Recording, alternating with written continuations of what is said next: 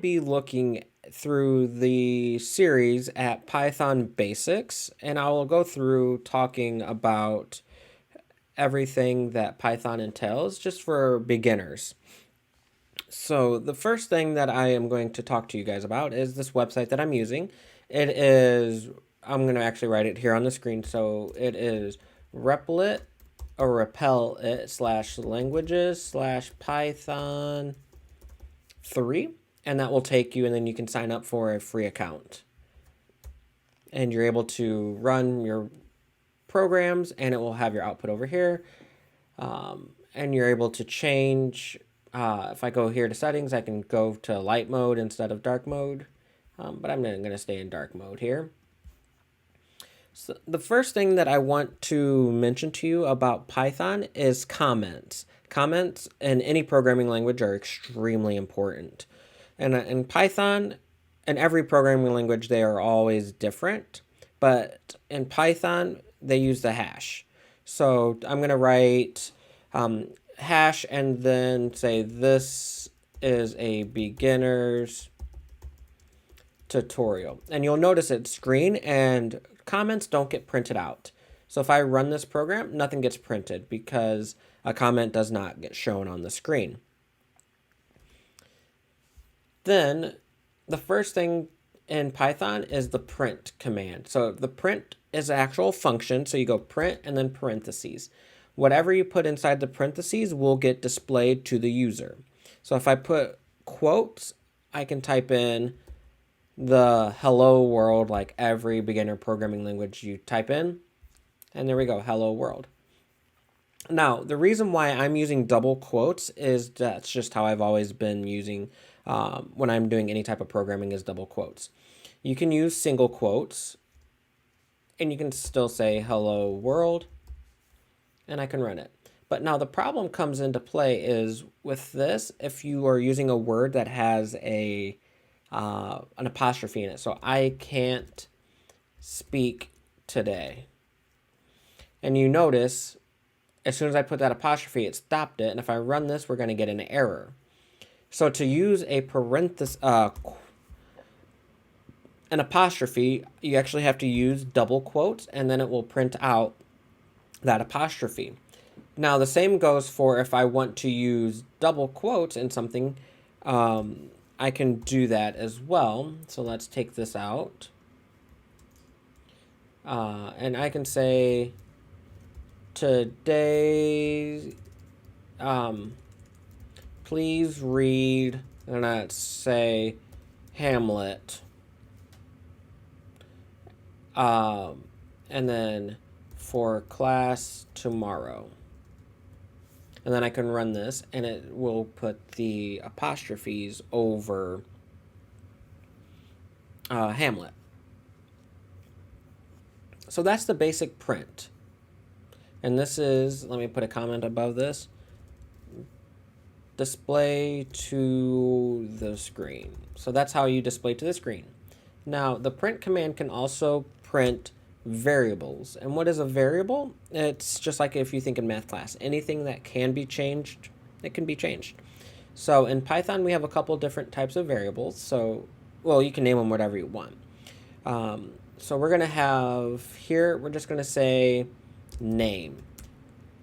And then I'm going to say name, or let's go number equals 5. So number is the name of the variable, and 5 is the information stored in the variable. So inside a print, if I type in number, it's just going to print out 5. And now I can have, let's go with num2 equals 10. And now I can do a little bit of math. So I can say total equals number, let's go plus num2. And now here I want to display the total. And I get 15, and it works just fine. But now, instead of just using numbers, we can also do names or words, and those are called strings. So let's go name1 equals, and then I'm going to write in, and then we do that with same thing, quotes, and then I'll say Catherine. I don't know who Catherine is, and then I will print out name 1. And then I'll print, and we get Catherine displayed. So that's the very basics of input, not of output, which is anything that gets outputted to the screen. So for input, I can say name 1 equals, and then to get something from the user, I would say input, and then enter your name. And then now I'm going to have it print. So it's going to first display this, and it's going to say enter your name. So I will enter in Johnny, and then I press enter, and it says Johnny. And that is doing that. So now if I want to just have the user input a number, I'll say like num1 equals. And now there's 2 different types of data types that come into play with numbers. And that is an integer, which is just a pure number, like 1, 2, 3, 4, 5. And then there's a float, which are numbers but have decimals. And I'll demonstrate both of those for you. So int, and then we want input, so we have to type input, and then quotes for me. What is your favorite number? And then I'm going to make this a little bit smaller. And then here I'm going to say num2, and I'm going to equal that to a float. And we're going to do input. How much money do you have in your pocket? And then now I'm going to print name1, print num1, and then I'm going to print num2. Okay, and let's run this. So I'm going to enter my name, Johnny. Johnny's not my name, I'm just typing in Johnny. Favorite number, 7. How much money do I have in my pocket?